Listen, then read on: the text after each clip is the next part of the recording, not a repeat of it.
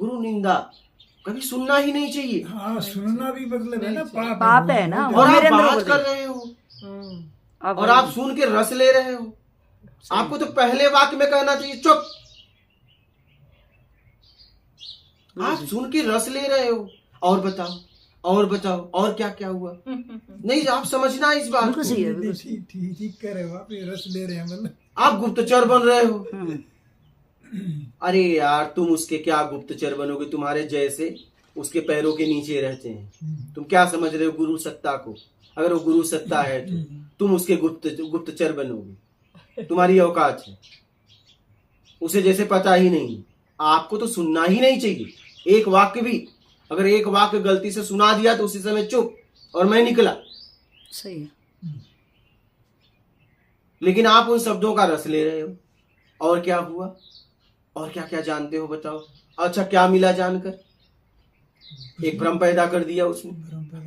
क्या किया, उनको भी वेटिंग में छोड़ दिया ना कि मैं हाँ। जाके बताऊं, मैं जाके हाँ, देखता हूँ। ठीक है। वो भी कहे हाँ भाई जाके आया था, क्या हो तो गया। जाके आए बताया तो हमने कहा यार उससे भी ज्यादा हो सकता है। हम्म, वो कमी बताया होगा। ये मैं बोलता हूँ, सही है। इसलिए बोलता हूँ भैया तू आया किस लिए था पहले ये बता दे। तुम मेरे पास आए क्यों थे ये बता दो। आप तो आए तो मुझे बोले कि मुझे बस ज्ञान चाहिए, मेरा कल्याण करा दो। उसके लिए मैंने मार्ग बता दिया और आपको प्रत्यक्ष समझ में आ गया। फिर तो डगमगाने वाली बात ही नहीं है। हाँ, एक बार भरोसा कर ही लिया। भरोसा तो ज्ञान पे किया ना, मुझ पे तो किया नहीं। अच्छा, मैं चिल्ला चिल्ला के ये भी कहता हूं इतना विश्वास करना, मुझ पे विश्वास ना करना। ये बात मैं ही बोलने वाला था।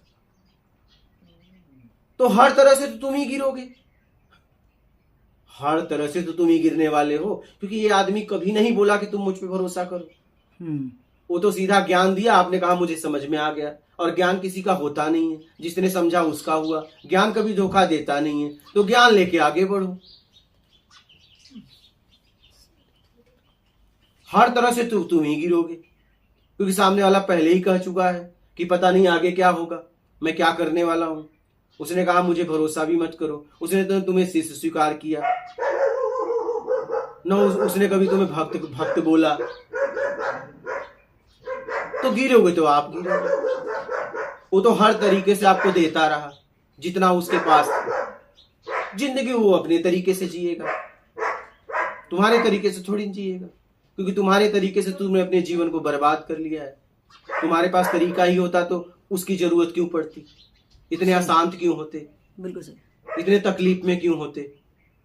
अगर उसके पास आनंद है तभी आए लेने के लिए, तो उसके तरीके में आनंद होगा। तुम्हारे तरीके में तो घुटन है और तुम उसे भी अपने तरीके में जिलाना चाहते हो।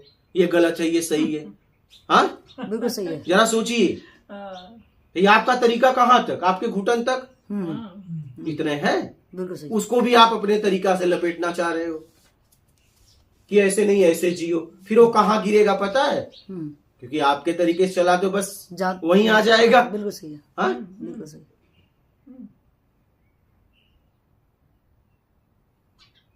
तो हम अगर किसी को गुरु कहते हैं, कहा गया गुरु वाक ब्रह्म वाक, पहले समझ लो ना भाई। और अपनी समझ से जीवन में याद रखो, किसी को भी अपनाओ अपनी समझ से अपनाओ, और किसी को छोड़ो तो अपनी समझ से छोड़ो बस। और जिसके लिए गए हो वो काम करो।